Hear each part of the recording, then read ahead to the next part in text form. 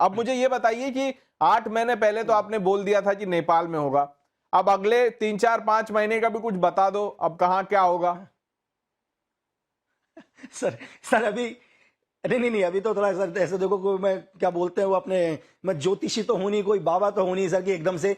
मैंने सिर्फ यही बोला, मैं सिर्फ ग्राउंड वर्क पर बात करता हूं सर। मैं तब तक कोई भी शब्द नहीं बोलता जब तक मुझे पूरा यकीन ना हो जाए। अगर मैंने कोई भी शब्द बोला है तो मैं 1000% सोचता हूं उस पर, क्योंकि सर आपका कहा हुआ शब्द हो सकता है किसी को नुकसान भी पहुंचा दे।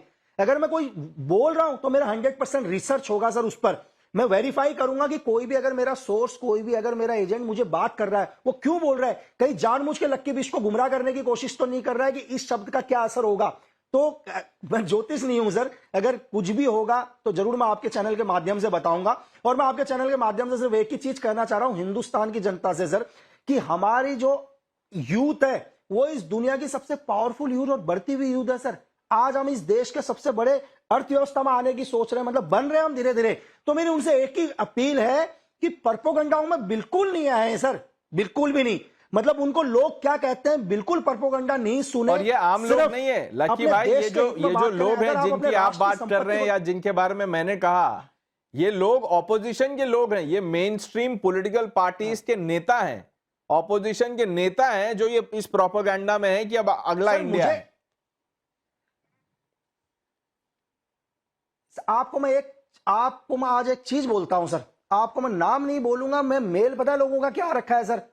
लोगों का मेल आया कि एक बार हमारी सरकार को आने दो, पिछले बार तुम 4 साल जेल के अंदर थे, इस बार 40 साल जेल के अंदर रहोगे। अब आप सोच लो सर, आप समझ सकते हैं सर? बिल्कुल। मतलब लोग कहते हैं कि पिछले बार 4 साल में बाहर आ गए थे, इस बार 40 साल में बाहर आओगे। एक बार हमारी गवर्नमेंट आने दो। नहीं तो आपको क्या लगता है उनकी गवर्नमेंट आएगी नहीं या आपको जेल नहीं होगी? या यूएस की गवर्नमेंट है या चाइना की गवर्नमेंट? नहीं तो आपको लगता क्या है कि उनकी सरकार ही नहीं आएगी क्योंकि वो बोल रहे हैं वोट चोरी हो रहा है, तो हमारी सरकार कैसे आएगी? सर ये तो मैं आपको बोल रहा हूं सर कि मेरे जीते जीते उनकी सरकार नहीं आएगी सर, बस। ये अब आपको बोलेंगे कि संघी आदमी है ये कोई इंटेलिजेंस ऑफिसर नहीं है, ये मोदी भक्त है, और ये जो बोलते हैं वो नहीं सर मैं कोई मोदी भक्त नहीं हूं।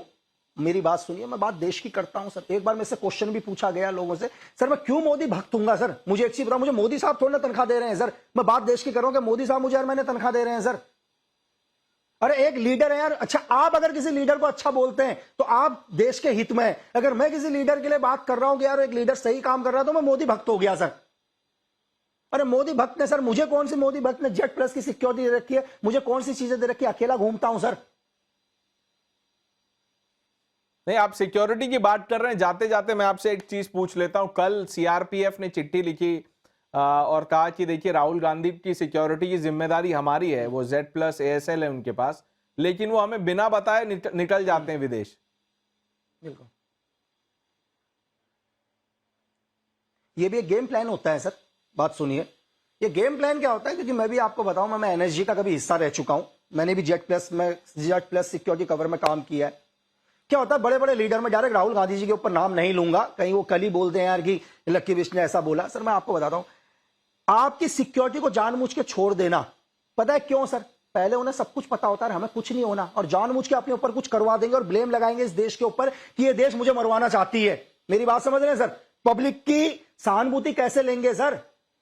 जानबूझ के अपनी सिक्योरिटी कवर को छोड़कर जाएंगे और एक छोटा सा इंसिडेंट ही खुद पर करा देंगे और पूरे देश पर बोलेंगे कि ये सरकार तो मुझे मरवाना चाहती है।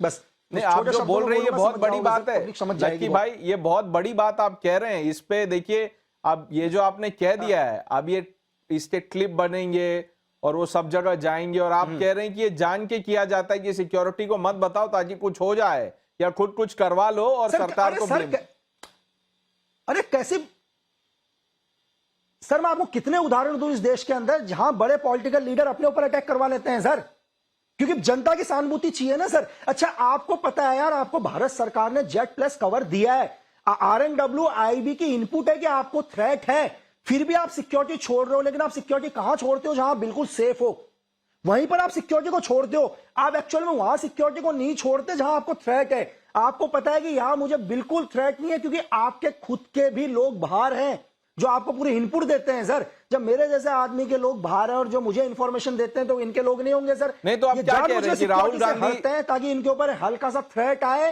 नहीं तो आप कहना क्या चाह रहे हैं कि आप कह रहे हैं कि राहुल गांधी सिक्योरिटी को नहीं बताते और विदेश जाते हैं क्योंकि वहां उनके लोग उनको प्रोटेक्ट करते हैं, बाहर उनको कोई खतरा नहीं है? सर क्यों सर, एक चीज, अगर मैं बाहर जाऊंगा मेरे लोग होंगे तभी तो मैं बाहर जा रहा हूँ सर। आज अगर मैं भी सपोज करो मुंबई से किसी दूसरे स्टेट में जा रहा हूं बार बार, तो मेरा कोई ना कोई तो आदमी होगा जो मैं वहां जा रहा हूं। ऐसा तो नहीं है कि सर मैं सिर्फ हमेशा पिकनिक मनाने जा रहा हूं या होटलों में रहने जा रहा हूं। कोई ना कोई तो होंगे राहुल गांधी जी के, जिन्होंने राहुल गांधी जी को बुलाया होगा, इन्वाइट किया होगा, चर्चाएं कर रहे होंगे सर। तो इसका मतलब राहुल गांधी जी को भरोसा है ना उन लोगों के ऊपर सर। उन्होंने जिम्मेदारी ले रखी होगी यार आपकी सिक्योरिटी सेफ है। तो इसमें आपके लोगों ने कुछ कहा है इसके बारे में? आवाज आ रही है सर? आवाज आ रही है? इसके बारे में आपके लोगों ने कुछ कहा है? नहीं सर, राहुल गांधी जी के बारे में? नहीं सर, मैं पॉलिटिकल चीजों पर नहीं सर, ये तो मेरा देखो राहुल गांधी जी के बारे में किसी भी पॉलिटिकल पर्सन के बारे में बात ही नहीं करता हूं। ये तो सिक्योरिटी डिस्कस कर रहे हैं, हमको पॉलिटिक्स से कोई मतलब नहीं है। और मैं ये क्योंकि सिक्योरिटी है और आप एक एक्सपर्ट की तरह हैं इसीलिए। नहीं बात सिक्योरिटी की